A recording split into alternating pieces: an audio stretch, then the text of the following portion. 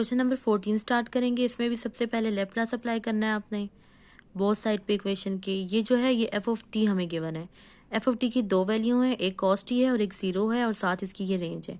Initial condition भी given है।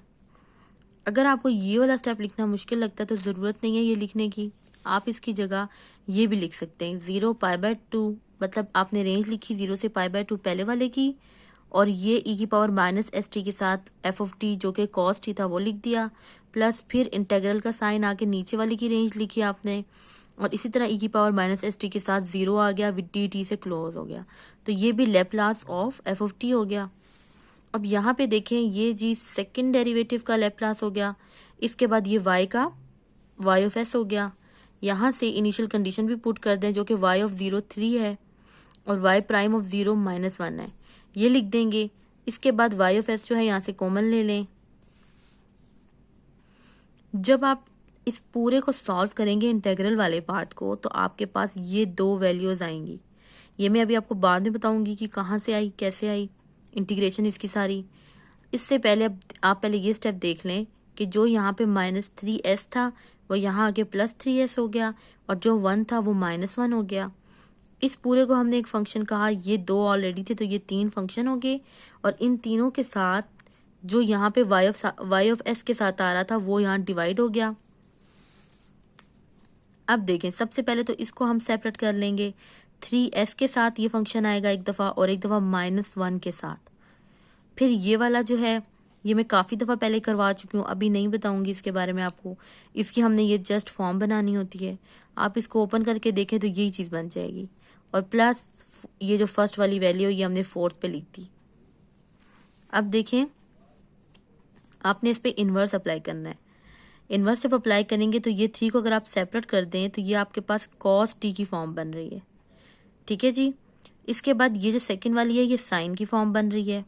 ये जो है ये टी साइन टी की फॉर्म बन रही है। ये जो माइनस का साइन और माइनस के साइन के साथ ये वाली जो चीज़ है ये सारी प्रोडक्ट रूल है, और ये होता है टी साइन टी के इक्वल इनवर्स के अंदर, और 1/2 एज इट इज आएगा विद प्लस के साइन के साथ। ठीक है, पॉजिटिव साइन होगा।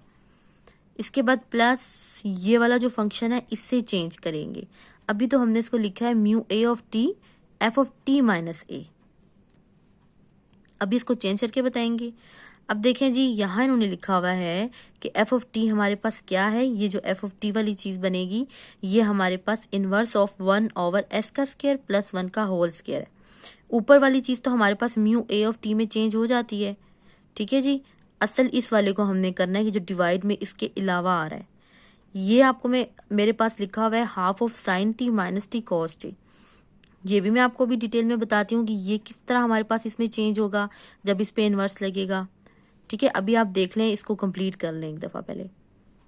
तो फाइनली ये जो y ऑफ t होगा ये इक्वल आएगा 3 cos t minus sine t plus half t sine t and plus अब ये वाला जो फंक्शन है इसमें e की पावर ये जो ये वाली वैल्यू थी e की पावर -π/2s ये होगा म्यू a ऑफ t के इक्वल।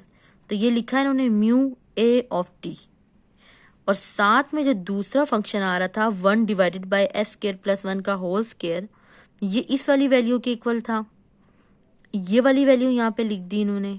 ठीक है जी, sine t minus t cos t. तो ये देखें sine t minus t cos t, ये जो टी है इसके साथ टी माइनस ए किया है।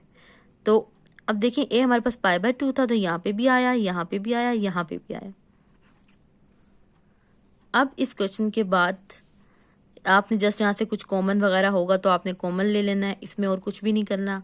इसमें दो चीज़ें ख़ास हैं, एक तो ये कि जो हम इसके ऊपर इंटीग्रेशन लगाएंगे इस पूरे फंक्शन पे जो कि हमारे पास इन दो वैल्यूज़ के इक्वल आएगा, ये कैसे आया, और प्लस ये कि इसका जो इन्वर्स है ये इसके इक्वल कैसे आया। तो ये देख लेते हैं। अब आप देखें आपके पास ये फंक्शन गिवन था, साथ ही इनिशियल कंडीशंस भी थी। तो सबसे पहले आपने इस पे एस से लेप्लास लगाना है कि ये एफ ऑफ टी पे जब आप लगाएंगे तो वो एफ ऑफ एस में चेंज हो जाएगा। इसके बाद ये दोनों स्टेप लिख लिए हमने। 0 पे ये रेंज है, कॉस टी पे जी हमारे पास ये रेंज थी। अब 0 वाला फंक्शन तो ख़त्म हो गया, आपने जस्ट इस पे इंटीग्रेशन करनी है। इंटीग्रेशन देख लें, ये हमारे पास ऐसे क्वेश्चंस होते हैं, एक्सपोनेंशियल फंक्शन है विद कॉस, ना ये खत्म होने वाला फंक्शन है ना ये होगा तो बाय पार्ट सॉल्व, क्योंकि दोनों वेरिएबल हैं, लेकिन ये खत्म नहीं होगा हम जितनी भी इंटीग्रेशन कर लें। तो इसमें हम लोगों ने क्या करना है कि 2 दफ़ा इंटीग्रेशन करनी है। एक दफ़ा जब आप इंटीग्रेशन कर रहे हैं तो आपके पास जो e की पावर माइनस एस टी और कॉस टी है, ये चेंज हो रहा है e की पावर माइनस एस टी के साथ साइन टी में।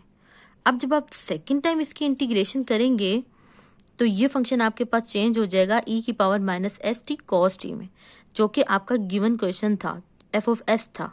एफ ऑफ एस जो है वो e की power minus S T cos T है। सेम वही चीज़ आपके पास यहाँ बनेगी। इसके अलावा ये तो आपने सारा देख लिया, ये सिंपल इसमें इंटीग्रेशन है। ई वाला जो फंक्शन है ये हमने इंटीग्रेशन के लिए लिया था, और कॉस वाला जो फंक्शन है एज अ यू हमने डेरिवेटिव के लिए लिया है, और बाय पार्ट्स इस पे इंटीग्रेशन की है। अब देखें ये हमारे पास सेम वही चीज़ बन गई एफ ऑफ एस, तो मैं इस पूरे की जगह एफ ऑफ एस लिख सकती हूँ -1/s² एफ ऑफ एस। तो ये मैंने इस स्टेप में लिखा है यहाँ पे। इसके बाद अब देखिए -1/s² था और वहाँ पे भी एफ ऑफ एस था, तो ये जब माइनस वाला इक्वालिटी की उस साइड पे जाएगा तो पॉजिटिव हो जाएगा। फिर इसको कॉमन ले लें, कॉमन लेके यही मैंने इसका एलसीएम ले लिया, और इसका जो ये चीज़ थी इक्वालिटी के बाद ये थी हमारे पास, क्योंकि जिस तरह हम इस पर लिमिट लगाते जाएंगे फंक्शन हमारे पास छोटा होता जाएगा और 0 होता जाएगा। अब लास्ट हमारे पास ये 2 फंक्शन बच गए थे। इसके बाद अब आप देखें जब ये इक्वालिटी की इस साइड पे जाएगा तो s ऊपर आ जाएगा और s² + 1 नीचे आ जाएगा, और is equal to this function. ये पूरा फंक्शन हमने ब्रैकेट में लिख लिया। अच्छा जी, अब ये देख लें इसके बाद क्या होगा कि हम s² को अंदर फंक्शन में मल्टीप्लाई करवा देंगे। जब ये अंदर मल्टीप्लाई में जाएगा तो इसकी s² की जब s से कटिंग होगी तो s की पावर 1 रह जाएगी, और यहाँ तो s की पावर 2 और s की पावर 2 की वजह से s खत्म हो जाएगा। अब s के साथ और e की पावर -s π/2 के साथ आप इसको लिख लें, और यही दोनों वैल्यूज थी जो f ऑफ s आ रही थी, यहाँ पे देख लें। ठीक है जी, ये दोनों वैल्यूज हमारे पास बाय इंटीग्रेशन आ गई। अब दूसरी जो चीज़ है वो ये है कि इसका इस वाले फंक्शन का इन्वर्स इसके इक्वल कैसे हो गया। अच्छा जी, इन्वर्स हमने इसका जो था ये हमें गिवन था, हमने इसको चेंज करना था, इन्वर्स लेना था इसका। सबसे पहले देखें जिस पे 1 था, अगर आप इस क्वेश्चन को पार्शली सॉल्व करते हैं तो भी सही सॉल्व नहीं होगा। पार्शली अगर आप इसे सॉल्व करेंगे तो ए बी सी की वैल्यू 0 हो जाएंगी। तो ये जो क्वेश्चन 1/, होगा हमारे पास 1/s² + 1 का होल स्क्वायर। इस टाइप के क्वेश्चन में सबसे पहले मैंने मल्टीप्लाई और डिवाइड करवाना है 1 से नहीं s से करवाना है। ये s मल्टीप्लाई में भी आ गया, डिवाइड में आ गया। इसके बाद अब आप देखें कि अगर आप इन्वर्स लैप्लास अप्लाई करते हैं 1/s पे तो वो 1 का है। इसी तरीके से इन्वर्स अगर आप अप्लाई करते हैं दूसरे वाले की जो ये वाला फंक्शन है तो ये t sin t का है। तो इस फॉर्म के अंदर आपने क्या करना है कि 0 से t इसकी रेंज लेनी है और फंक्शन को in term of u integrate करना है, इंटीग्रेशन इसकी होगी। तो अब ये देखें t की जगह u और sin t की जगह sin u, ये पूरी चीज़ मेरे पास इस चीज़ से रिप्लेस होगी। इसके बाद आपने इसमें इंटीग्रेशन करनी है, u वाले फंक्शन को एज अ डेरिवेटिव ले लें और साइन वाले को इंटीग्रेशन के लिए एज अ v फंक्शन ले लें। तो ये मैंने इंटीग्रेशन जब साइन की तो साइन की इंटीग्रेशन होती है -cos u, और ये जो u था ये एज इट इज आ गया। फिर माइनस के साथ -cos u इधर इंटीग्रेशन लिखी और u का डेरिवेटिव 1 विद du। तो ये सिंपल सी इंटीग्रेशन है, ये देख लें। और फिर इसके अंदर रेंज भी पुट की, तो हमारे पास इस तरीके से ये जो फंक्शन था sin t - t cos t इस तरीके से आएगा। ये तो जी आपके पास आ गया sin t - t cos t। इसके अलावा इसके साथ 1/2 भी आ रहा था, तो 1/2 जो है वो हमारे पास क्यों आएगा, क्योंकि ये जो फंक्शन होता है ये पूरा 1/2, यहाँ पे मैंने 1/2 नहीं लिखा था, ये 1/2 t sin t ये इस पूरे के इक्वल आता है।